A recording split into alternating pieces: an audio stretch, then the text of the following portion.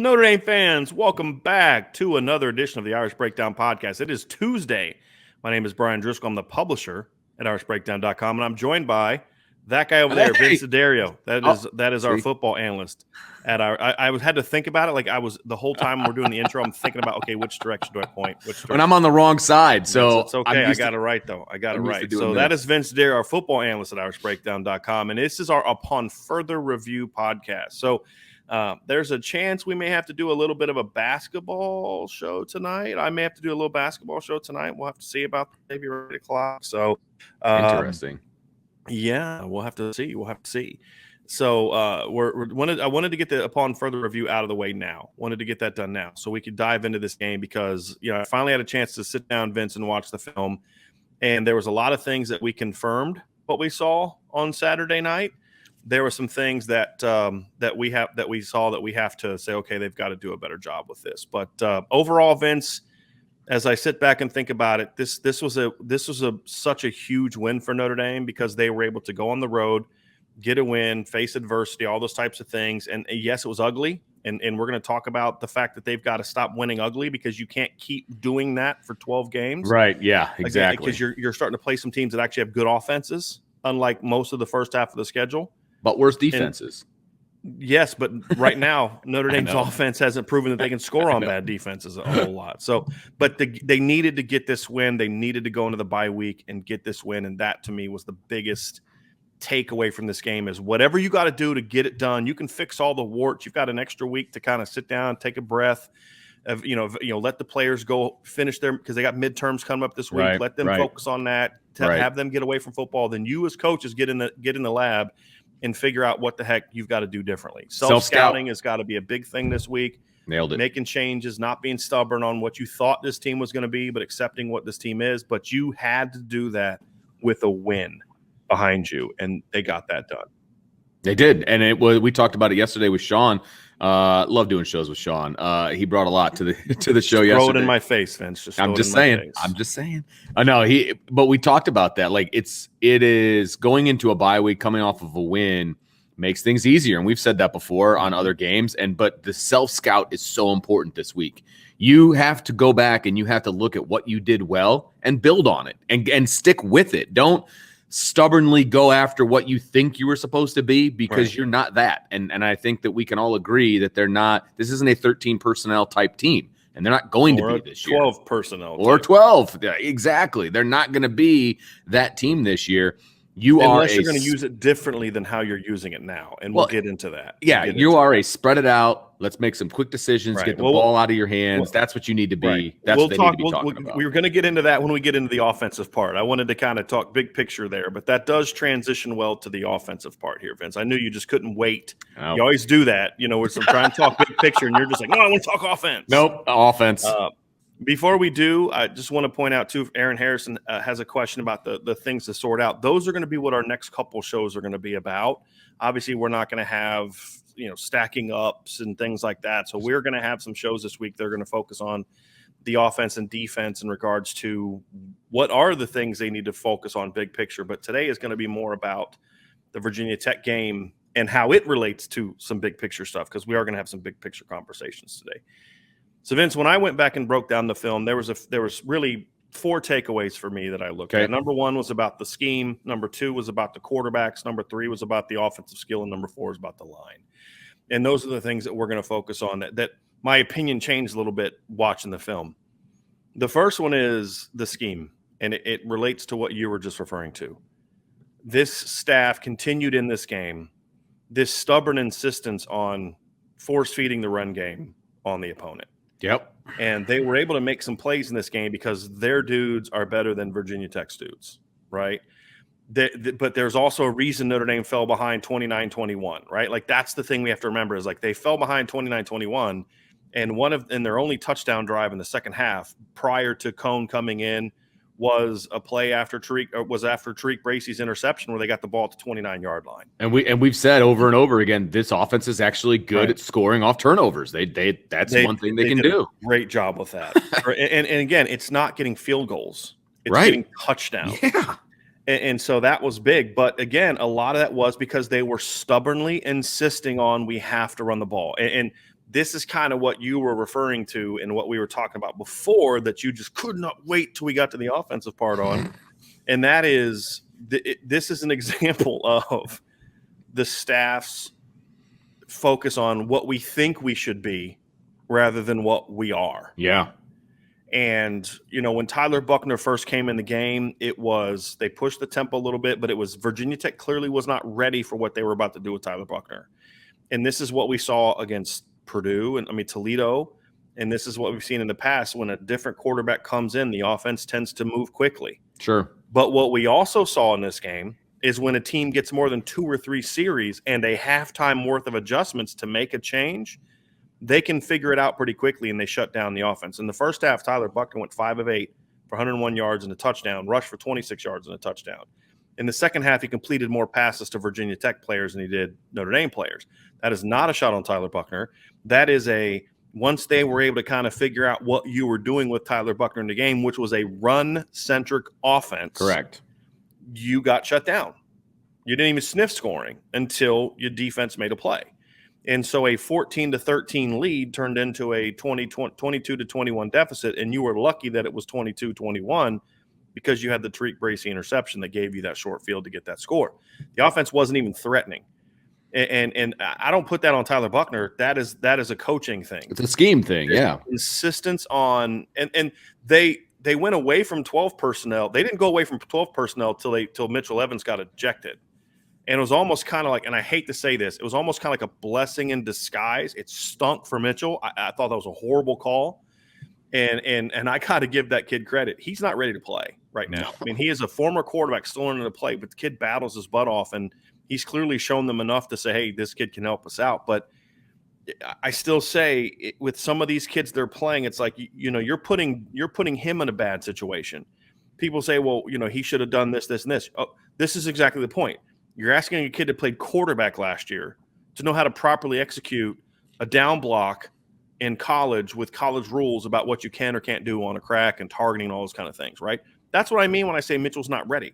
I've been impressed with what I've seen from him. Athletically, he's better than I thought he was going to be and all those type of things. But, you're putting him in there and you're asking him to be a blocker. This is my problem. If you're going to use Mitchell Evans, just like George Takis, he's a long, athletic kid. And you're trying to make him be Brock Wright or Troy Nicholas from, back in 2012. We're just blockers. And to me, that's a bad use of your personnel and how you're using your personnel. Did the same thing with Kane Barong when he came in. They just used him as a blocker. Right. Because they're not looking at their personnel. They're looking at a sheet of paper that says, this is what we like.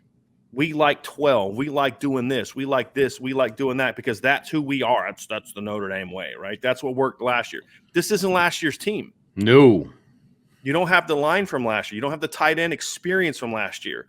You have tight end talent, but it's very young talent that's more pass game oriented than it is run game oriented. And your best tight end was on the sideline. Right. I mean, you got to remember that too, right? I mean, when they were going 12 personnel, they were down to their second and third tight ends. Right. And then you look at your team and say, there's a lot more skill on this year's team. So that's kind of was my big takeaway is they won this game the same reason they won the Wisconsin game, same reason they won the Purdue game and the Toledo game and the Florida State game. They have way better players than the teams they're going against. Yeah. Way better players. And so that is my frustration. But at the same time, I'm hoping that how this game ended is a final wake-up call as they self-scout to say, why is it that every time we put Jack in one of these situations, he's money? He looks so much more comfortable than he does at the beginning of the game. And I think that to me, Vince, is the thing they got to figure out. That's the biggest takeaway this week. If they don't have that come to Jesus moment in regards to who they are as an offense, right, then we're going to see a lot of the same second half of the season. They're going to out-talent a lot of teams, but they're not going to be the team they should be on offense. Right. If they don't have that open-minded, are we really using this personnel the right way? Yeah, because I think that the offense will still score. I think that they will have some success, but they're also going to have some massive failures, right? They're going to have 3 and outs, and they're going to have times when they just don't look good at all if they continue down this road, right? if they open it up a little bit, and by open it up, I just mean spread the formation out, get adapt to your personnel. Yeah, adapt to who you are, or who you should be, I should say. If they can do that, then they're going to have a lot of success offensively, and they're going to be able to score some points, and they're going to be able to take some of the pressure off the defense, which I think is huge right now because there's a ton of pressure on this defense to keep Notre Dame in games. And I'm not excusing some of the mistakes that were made on defense because there was too much pressure on them, but in past games, I feel like I was personally putting too much pressure on the defense to save their tush because the offense couldn't do it when they needed to do it, right? And the defense had to do it on their own. They had to put the team on their shoulders, etc. Take some pressure off those guys and then let them play, and maybe they don't make as many mistakes. Right. It's like this was a Tyler Longbreak had 2 questions. He said, did they recruit more receiving tight ends with the expectation that they could teach them to block? And then he says, if they want to block with tight ends, why didn't they just recruit that build? Here's the thing, Tyler. This is the point we're making. I think Mitchell Evans is eventually going to be a very good blocker and pass catcher, and I think Kane Barong is eventually going to be a very good blocker and pass catcher. They're freshmen. Right. They're true freshmen. This is why we don't see true freshmen play a lot on the offensive line. Michael Mayer is the exception to the rule. Right. Because he was a grown freaking man. And even he has not blocked well this year. But this is why you don't see, except for 335 pounders, you don't often see freshman offensive linemen stepping on the field because you're putting them in the trenches and you're asking them to block college juniors and seniors. Right. It's a tough ask. But the point being, Vince, kind of like you said, is you have to build around your personnel, not what you liked schematically. And I think there's too much of that going on. And part of me wonders if that's a Brian Kelly insistence. We've got to get back to running the football and all this other kind of stuff. We've got to prove we can do this. I don't care if you run for 50 yards or 250 yards. Build around your talent, because I feel like they're trying to start run first and then build to the pass, when what we've been saying all along is build around your pass, and that's going to make your run game better. Yeah.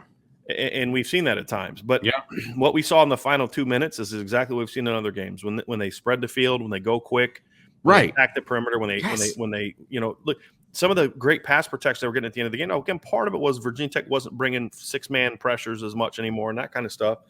But guess what? They were bringing 4, and Notre Dame's had troubles with 4. But because Notre Dame was going empty, Notre Dame was getting guys that out in the short parts of the field that when pressure come, Jack could just dump that thing off. So that's kind of my frustration with the scheme part of it is I was not as impressed. I was impressed with what Tommy did early with Tyler. But I felt like, we talked about in the postgame, there's a lot of different run concepts. They clearly had a Tyler Buckner run game package. Yes. And I've kind of felt like if you would actually use RPOs effectively, there's a lot of that stuff you could use with Jack Cohn in the game. But your insistence to not use RPOs, I don't understand why. Once again, RPOs do not mean that the quarterback is running. Right. Okay. I just want to put that out there. I was sitting before someone asks, is someone will ask. I was sitting next to a guy watching this game, and he's like, they can't run RPOs with Jack Cohn. He's got cement feet. Blah, blah, blah, blah, blah. I go, RPO doesn't necessarily mean that, man. It doesn't even mean it at all. Come on. It doesn't mean it at all. They ran 1 million RPOs with Jack Cohn at quarterback at Alabama last year. Anyway, so continue. We're going to get on that tangent again. So to me, that those are the things that they've got to stop being so dang stubborn. Yes. And go back to what they want to do. So it's like, let's talk about the quarterbacks, Vince. Let's do that. Yes. After watching the game, I was not as unimpressed. I was frustrated with what I thought the offense under Jack Cohn during the game. When I went back and watched it the second time around, when I look at the first 3 drives, I don't think Jack Cohn played that poorly. I think it was a typical, we're just going to run inside zone every play. And then they had mistakes. You had, I think it was the first drive, he hits Kyron Williams on the route we want to see, quick check down. They were playing off. He catches it, easy 5-6 yard gain, comes back because you've got a receiver not lined up, covering up the tight end, right? So now instead of it being 3rd and 2, it's now 2nd and 12, and you end up stalling out the drive. Right. Next drive, they get in the game. He does a great job staying in the pocket, hits Kevin Austin coming over the middle, 12-yard gain. You kind of get rolling. You get into Virginia Tech territory. You get down to 4th and 1. You line up, and you get a false start. Now you get a punt. I've yet to see the Jack Cohn mistake. He made the mistake on the next drive. his mistake was the climbing into the pocket, climbing right into the pressure when he actually was given a really nice pocket on that. Yeah, he was. I agree. And he's got to hit the check down. So that was his mistake. But I kind of felt like there's a lot of assumptions that the offense didn't move because Jack didn't play well. And I've seen a lot of people say that. And I fell victim to that on Saturday. And then they brought him into, they brought Buckner into the game, and Buckner let him down on that next drive. And what they do with Buckner in the game, they took a shot down the field. Mm-hmm. Because they had ball, right. They with him. You outside. Yes, you have to have some sort of a threat of the pass, and hitting that deep ball to Kevin Austin was like, oh well, now we got to respect the pass, and they did. And having a mobile quarterback, obviously in the run game, obviously it keeps. Even if there's just a bit of a hesitation by the defensive ends, it creates lanes, right? Because they're afraid that Tyler Buckner was going to pull. I mean, that is where having a dual threat quarterback is very beneficial to you, right? Because it makes guys hesitate, even just for a little bit. And that's why the run game was successful in the first half. Mm-hmm. So, to me, when we saw Cone come back in the second half, obviously he was put in a situation where they had to do those things, and he did it. But I still feel like whether you like Jack Cone or not, I don't think anyone can make the case that 3 series in that situation were twice penalties that were – now, the first penalty, technically, I still put on Cone. That was a mistake because you have to, as a quarterback, see that guys aren't lined up correctly. Correct, absolutely. Make that change. That we is teach that in high school. That's the first thing you do. Right. Look around, make sure everybody's lined up right. Right. So that's something they needed to do. But I felt like when we saw him in that second half, they've got to figure out a way to get him that level of comfort all the time. And until they do that, he's going to continue to not lead the offense. And to me, that's not a Jack Cone problem. That is a Notre Dame, Brian Kelly, Tommy Rees problem. And that's going to have to get fixed. And then with Buckner, Vince, I wrote an article today at irishbreakdown.com, and the premise was we saw Saturday, in my opinion, we saw that Tyler Buckner is the future, in my opinion. He is the future quarterback. I was really impressed with some of the stuff I saw from him on Saturday. Throwing the ball down the field, being able to make big plays with his legs, teams having to focus on him, which makes it a little harder to focus on Kyron Williams. We saw motions, we saw inside runs, we saw outside runs, we saw his athleticism, we saw option, we saw power read, we saw all those types of things. And then we also saw him, effectively throw the ball. But like we were seeing things in that game, we're seeing like jet sweep motions and all that. And now they never actually threw the jet sweeps, but at least they were getting some of the motions. But then they come out and they get to midfield and they spread the field out, they drop back and catch it and go. Virginia Tech was giving them shots like that the whole game. I mean, there was a lot of instances where they were playing 2 safeties, but the second safety was playing up and over top of the slot where the field go route was there a lot in this game. And that particular play was a boundary go route where they actually did have a safety off the ball, but they were playing a lot of robber, which we talked about going into the game. And robber is the safeties are going to step down. And so when I saw that, it's like, okay, yeah, they're really moving.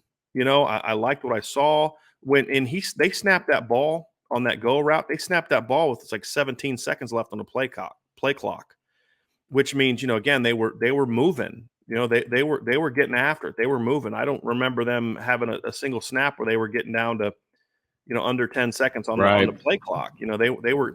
It was like mini tempo. Like it was. Yeah. It wasn't like Oregon tempo, but it was the kind of tempo you need to have. Don't give the defense a lot of time to get lined up, and then he makes that play, and then he comes down the next drive and showed even more things. And it wasn't just okay. Yeah, he's really athletic, but what I liked about the next series was he was hitting some out cuts.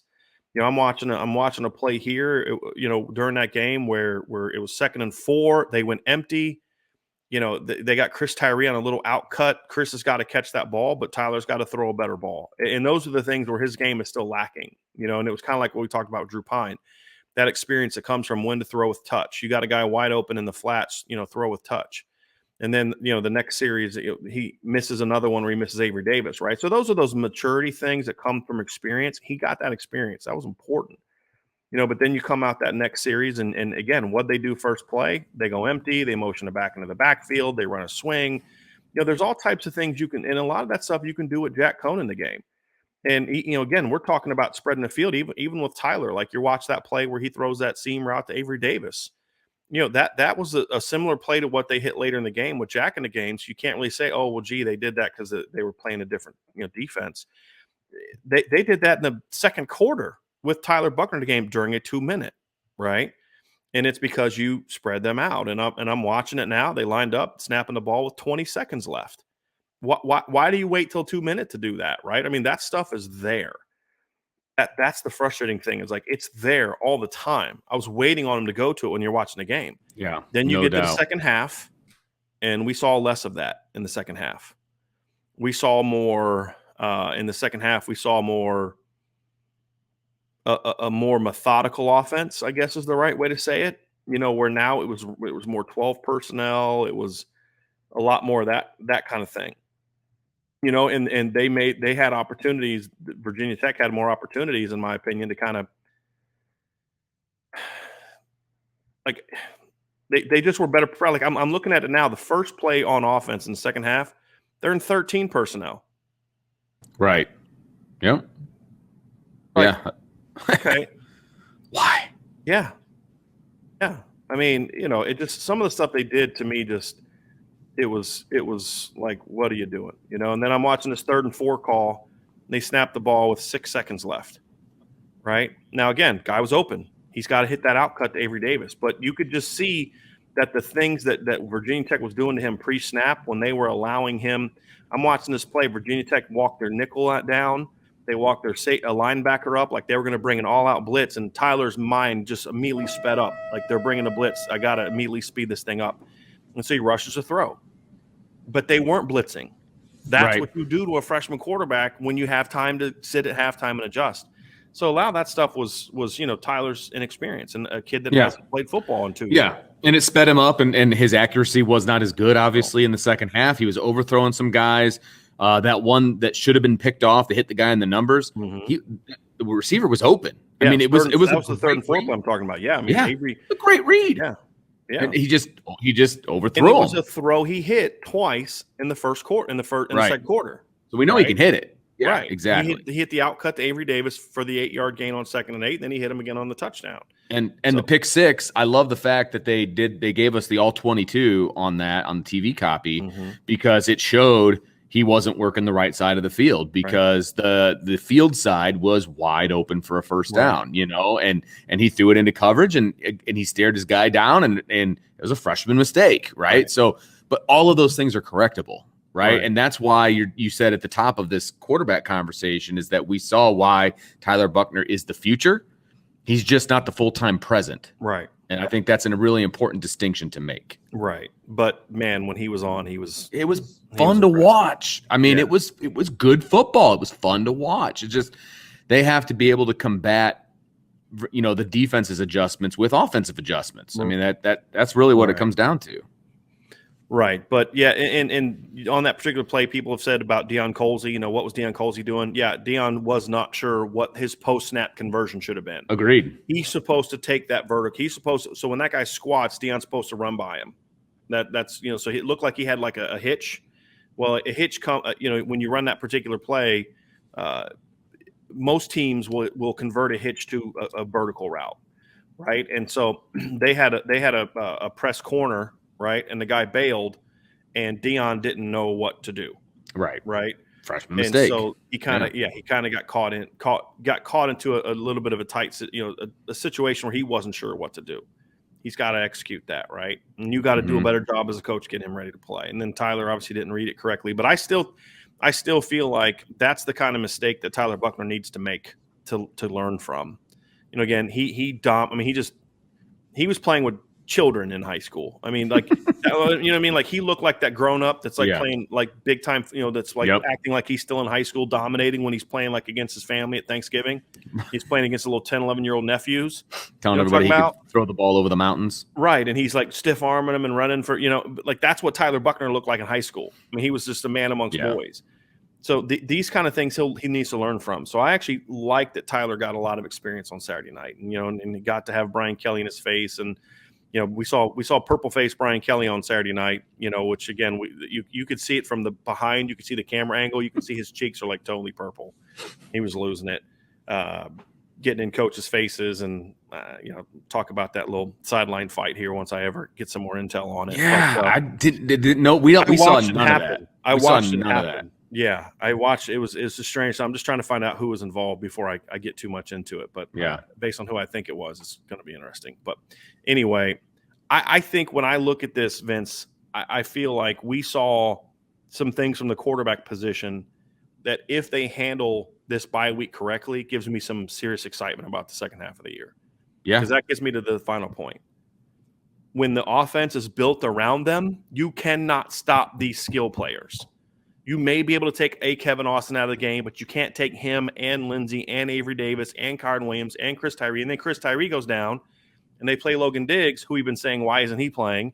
And lo and behold, Logan Diggs looks like he's a he looked like a seasoned vet. Like he did good things. How does it take an injury to get that kid some playing time? Right. Like, here's what I would rather do. This is the frustrating thing.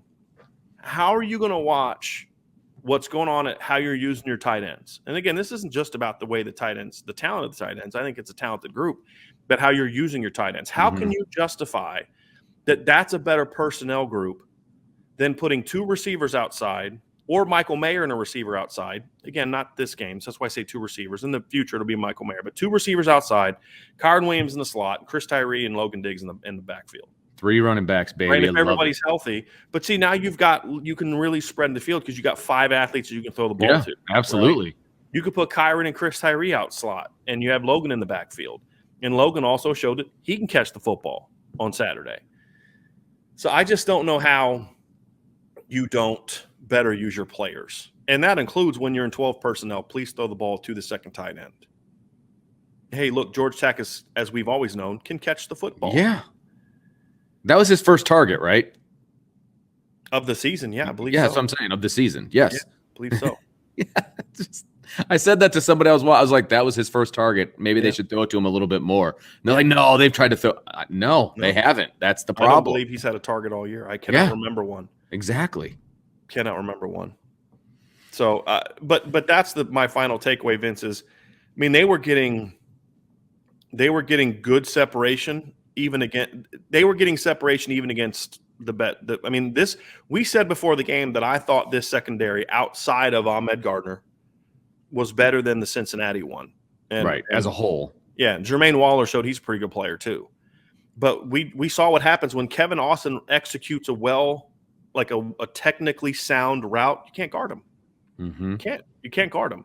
You can't guard him and Braden and Tyree or Williams and Avery Davis. Right, exactly. It just – and then here's the thing I like about the receivers too. I thought they battled. They made some mistakes. Blocking wasn't always sound, but they battled. I thought that's the one thing I'll take away from this team, and we'll transition to the final point that I know you want to talk about, Vince, and that's the play of the offensive line. In my opinion, we saw very, very, very little improvement technically. We saw very little upper body technically. We saw very little improvement from an assignment correctness standpoint in the run game. We saw 2 things. We saw better pass pro, which I think coincides with Kristofic and Joe Alt being in the game. And number 2, this group played their butts off. The difference from last week we said, the O-line, they played hard, whatever. But the increase for me from 2 weeks ago, last week to this week in firing off the football, keeping your legs moving, driving off, the difference is night and day. And I am in no way saying that these guys are ready to be crowned like the best offensive line in the country by any stretch of the imagination. It's relative to what they've been. Yes, it's relative to what they've been. But these guys battled. Remember 3 weeks ago, we're like, man, I just want 5 tryhards. Just get a body on a body and play hard. They did that. And look what happened. They did that, and they had success doing that. The second best defense they've played on. And I feel like they fed off of each other on that too. Mm-hmm. I felt like Kristofic and Alt played well as a duo, I thought they worked well together. I don't know if it was just a communication thing or what. I was impressed with the physicality of the front and the drive and the get off. And I've been complaining about their get off since day one, and it's been terrible.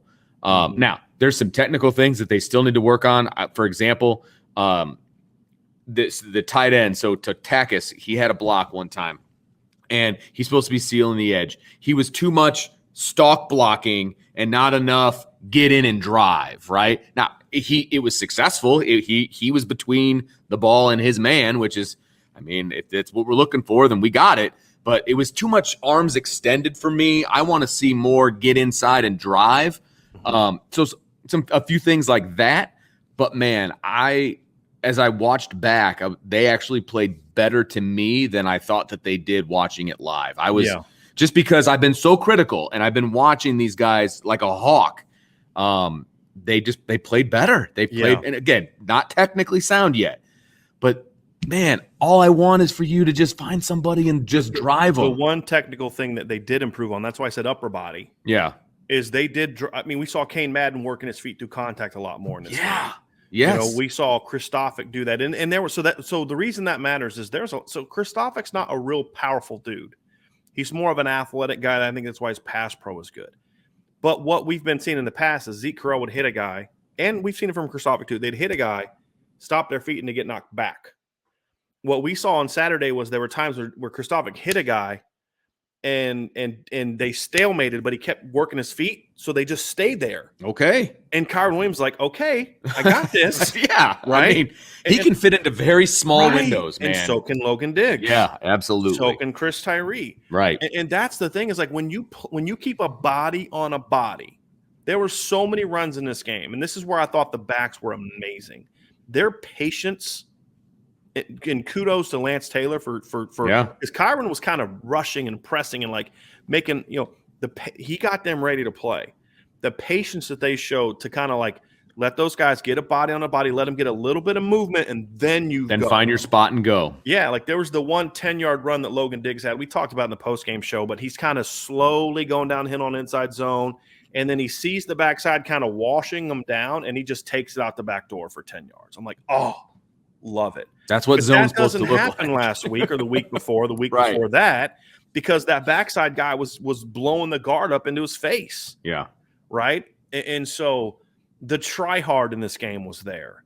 The body, staying engaged, body on a body was there. And they weren't dominant. They weren't great. They can still play a lot better. There's still some scheme problems on the inside zone. You saw it on one play where the guard just kind of turns on inside zone, but Kyron's forced to take it outside the guard. So the D tackle just kind of comes off and tackles Kyron for a 6-yard gain. If they're blocking that correctly and Zeke's got more of that guy's, outside shoulder or at least squared up on him, that guy can't get off to Kyron, and Kyron's got room to go, right? But the try hard was there. The effort was there. On that same particular play 2 weeks ago, Zeke Correll gets beat, and the guy tackles Kyron for a 1-yard gain or 2-yard loss because he's driven off the ball. But the try hard was there. The body on a body was there. And when they needed per time, so late in the second quarter when Buckner was in the game, they gave him time. Second half, when Cone went in the game, they gave him time. Yes, they did. They got time when they needed time. They opened up holes, needing holes, with one exception. The 3rd and 1 play, and it looked kind of like they weren't really sure what was going on. I think that was it, like they weren't necessarily they didn't really know what was going on. But that's the thing for me. That was the thing I was encouraged by Vince from this group was just they battled, right? And to your point from way earlier, if they can give me that kind of effort and that kind of just stick a body on a body, second half of the year, the run game's going to get better, right? No, even if they don't change a thing, the run game's going to get better. Pass pro is going to get better. You can work with that offensive line. Yes. There's things you can do. Even with the stuff that they're doing schematically we don't like. Right. But if they do that and make some adjustments, and again, this isn't about overhauling your whole offense. It's about placing an emphasis on things you're already doing, but making that more of your primary as opposed to your secondary, which is what those things are now. Does that make sense? Absolutely. So that was a great sign for me. And look, Josh Lugg has had 2 awful games in a row against Wisconsin and Cincinnati. awful Yeah. games. Worse than I've ever seen him play. This was his best game of the season. Yeah, he played well today. I mean, there was one particular play where him and Takis took the right side of the line and drove him like 5-6 yards off the ball. Mm-hmm. I mean, I went back and watched because because I said it on Saturday night. I was like, maybe it wasn't as good, but it just was so much better than we've seen in the past. It looked like 5 to 6 yards. And it was like 5-6 yards off the ball by the end of the play. Yeah. To see him battle back after just 2 brutal games. Now, he had that stupid hold that ended up, it didn't matter anyway because they ended up calling a clipping on that play, which I think by rule, that's technically clipping, even though it wasn't. He kind of fell on him, but whatever. I don't know that he even touched him. The officiating was I don't know, piss poor in the game. And it was both ways. There was somebody actually brought this up in the chat, but I was watching the game last night. There was a punt play. Now, it wouldn't have mattered. It would have given them 5 extra yards. But they had 2 number 26s on the field on a Notre Dame punt return. Notre Dame had 2 26s on the field. Xavier Watts and Leo Albano. Yeah. Right? Yeah. And it's just like, how does that happen? Like that's one of your primary jobs as a exactly special teams coordinator. That's to do that. That is so elementary. I'm sorry. That's so elementary. And if you really, really, really, really want 2 of those guys on the field at the same time, give them a different number because you got plenty to choose from. You've got to know not that big of a deal. I mean, Xavier Watts' number's been 26 for several weeks now. Right. And Leo's a walk-on. Give him a different number. Right. I mean, it just right. Yeah. Brandon had an interesting point here. He said, Bryan, do referees watch film of the games that they've previously reffed? I think the good ones do. Yeah. I think the good ones who look back at calls in their head that maybe like, gee, I think I might have got this hold wrong. Or, man, I didn't feel good about that clipping penalty we called. Let me go back and watch that. Or if concerns are raised by the opposing coaches, I think the good ones will go back and watch, yes. And I will say this, Brandon, and this is from personal knowledge, right? At the high school level, they're the good crews. They will hand you their business card that's got all their names on it, and they will be like, hey, send the huddle film, which is the game film, on using huddle, right? That's how we trade film now. Send us the huddle film when the game is over. And this is pregame. So they actually go through it and they watch it and they make sure, that they're learning from their mistakes or if they miss something or whatever. So to echo what Bryan said, the good ones do. They study their craft, which you should. Right. I would hope that college ones would do that. Yeah. But, yeah. So, but I thought Kane Madden's a guy that's embattled. I mean, he had a lot of mistakes. I mean, again, he just stops his feet too often. But I thought he played hard. Yeah, he gave great effort. I agree. This was his best game to me. That. This is his best game. Yes. Now, again, I've seen him play a lot better at Marshall because his technique's always been better. But again, fair enough. Play hard. Play hard. Now, they also benefited. I was surprised. Virginia Tech. This is something I noticed when I broke the game film down. Virginia Tech didn't run a whole lot of stunts in this game, Vince. Did you notice that? Yeah, it was a lot of twists. What they were doing is they would put guys on the line and they would drop some guys back. Yeah, or, things like that. But it wasn't a lot of movement. Line games that has been giving Notre Dame problems, and I so that's still. I was hoping that like when I went back and watched it, I'd see them picking up twists and stunts. They didn't really do a whole lot of that. They didn't. You're right. And that's still an issue, but or at least a question mark. Right? Exactly. Yeah. So we got to see if that's going to get better. But look, man, they took what Virginia Tech did and they did a great job. I mean, effort-wise. And again, a good offensive line coach is going to look at this game and say, gee, man, we still got a lot of technical stuff we have to improve a lot. But still, even with that, they ran for 180 yards against a pretty good Virginia Tech defense. Yeah. And got decent movement, but again, they just kept a body on a body, and that's what I love. So overall, offensively, Vince, I think from a player standpoint, I was even more pleased with the game than I was live. I thought that offensive players came out and battled. They did not. Like when Virginia Tech went up 10-0, you didn't see a lot of head hanging, right? You didn't see a lot of, here we go. They came out that next series, punched one right into the end zone. When Tech went up 29-21, Notre Dame had turned the ball over. And when they came out for that final drive with Jack Cohn, you didn't see a lot of – they ran out on the field with some pep in their step, like, let's go do this. Yeah, agreed. It's a lot of – that tells me a lot. Yeah, it's a lot of, for lack of a better term, it's a lot of butt slaps. Like, hey, man, great effort. Good Right. job. Way to be. Let's get in the film room. Let's clean some stuff up. Right. You know what I mean? Like Exactly. that's how I felt about this Exactly. game. You know what I mean? Yeah. And I will never fault. I can't fault the effort on the offensive side of things. Right. The effort was there and it was great. I pulled this up just because we're talking O-line. He says, Sean Walker says, do you think Joe Alt finds another role on this O-line after Fisher returns? You and I have talked about this. We both think that Fisher could be a really good tackle, but an even better guard when it's all said. Yeah. So here's a couple things that I'm curious. Number one, I don't think Blake Fisher is going to be coming back this season from what I'm told. Right. So we have a whole off season to figure this out. Yes. Right. And so if they're smart, they'll realize that, look, three of our five best linemen for 2022 are Joe Alt, Blake Fisher, and Tosh Baker. And so we got to get them all on the field. And you can make a case Michael Carmody needs to be in that conversation too. As an interior guy, you got to move somebody. You know, what I wouldn't mind seeing a scenario in which Blake Fisher, like you said, moves to guard or moves to right tackle or whatever the case may be. And then you look at Christoph and say, okay, how can we best get him? Is he going to be Jarrett Patterson's replacement at center? Do you leave him on guard? You know, but then you say, okay, well, this is the whole thing is, okay, so three tackles to me that have starting caliber talent: Fisher, Alt, and Tosh Baker. Then you have a lot of interior guys that to me have, you know, Zeke Correll obviously played a lot. Andrew Kristofic, who is coming off his most involved and best game as well. No doubt. You're coming off of, you've got Rocco Spindler, right, coming back. I mean, there's Quinn Carroll is a guy. So they're going to have, as we've said, talent won't be a problem next year. The question is going to be, can they do the things they need to do to get those guys ready to play? Right. And so